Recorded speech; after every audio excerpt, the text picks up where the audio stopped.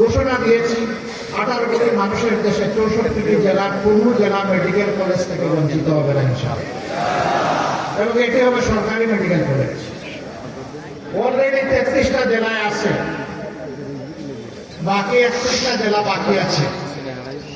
আল্লাহ তাআলা এই দেশবাসীর যদি সেবা করার সুযোগ আমাদেরকে দেন, ফেনী ইনশাআল্লাহ তার পাওনা পেয়ে গর্বিত হবে, ফেনী বঞ্চিত হবে না। এর পাশাপাশি এও আমরা ঘোষণা করেছি প্রত্যেকটি জেলা হেডকোয়ার্টারে বিশেষায়িত হাসপাতাল ক্রমান্বয়ে চালু করা হবে ইনশাআল্লাহ। সেই হাসপাতালের উপাদান তৈরি করার জন্যই মেডিকেল কলেজ প্রয়োজন। এখানে যে বাঁধটি থাকলে আপনাদের দুঃখ, সেই বাঁধ এখনো নির্মাণ হয়নি। আল্লাহ যদি আমাদেরকে সেই সুযোগ দেন, আমরা জানি পার্শ্ববর্তী আমাদের প্রতিবেশী দেশের সাথে একটু ওই ব্যাপারে ব্যাপার স্যাপার আছে, আমরা তাদেরকে শ্রদ্ধা করি, আশা করি তারাও আমাদেরকে শ্রদ্ধা করবে, এবং তাদের সাথে আমরা ফ্রুটফুল ডায়ালগের মাধ্যমে আমরা এর শান্তিপূর্ণ সমাধান খুঁজে বের করবো ইনশাআল্লাহ। কারণ আমার দেশ রক্ষার অধিকার আমার, এই দায়িত্ব আমাকে নিতেই হবে। এই দায়িত্ব গ্রাহ্য করে আমরা চলতে পারবো না। ফেনীতে মানসম্মত একটা স্টেডিয়াম নাই। আজকে আমরা যেখানে ল্যান্ড করলাম সেটা ফেনী স্টেডিয়াম।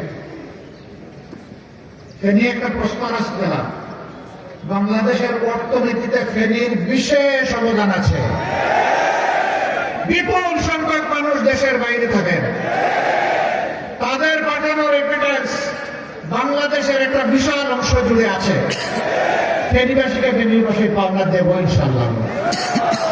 এই স্টেডিয়ামকে মানসম্মত আন্তর্জাতিক খেলার ভেন্যু হিসাবে তৈরি করা হবে ইনশাআল্লাহ, যাতে এখানকার যুবকরা সুস্থ হওয়ার জন্য, সাবলীল হওয়ার জন্য তারা খেলাধুলার এই সুযোগ আরো প্রসারিত হয়ে তাদের। এরকম আরো অনেকগুলো সমস্যা ফেনীর আছে, ন্যায্যতার ভিত্তিতে তার সবগুলো সমাধান ইনশাআল্লাহ আমরা যাদেরকে উপহার দিয়েছি তাদেরকে কোনো দলের নয়, তাদেরকে ঐক্যবদ্ধ বাংলাদেশের পক্ষ থেকে আপনাদের কাছে উপহার দিয়েছি। এখানে 11টি দল আমরা একাকার, আমরা এখানে আলাদা কিছু দেখবো না।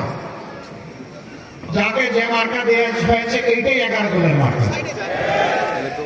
11 দলের কর্মীদের চাওয়া পাওয়ার কিছু মান অভিমান থাকতে পারে। আজকে সবগুলো মান অভিমান আমি আমার 2 হাত তুলে নিয়ে যেতে চাই। এখন থেকে আর কোনো মান অভিমান চলবে না। একদম মিলেমিশে একাকার হয়ে লড়াই করে আধিপত্যবাদের বিরুদ্ধে, দুর্নীতির বিরুদ্ধে, চাঁদাবাজির বিরুদ্ধে, মামলা বাণিজ্যের বিরুদ্ধে, মা বোনদের গায়ে হাত তোলার বিরুদ্ধে আজকে এই ভোটগুলো তুলে আনতে হবে ইনশাআল্লাহ।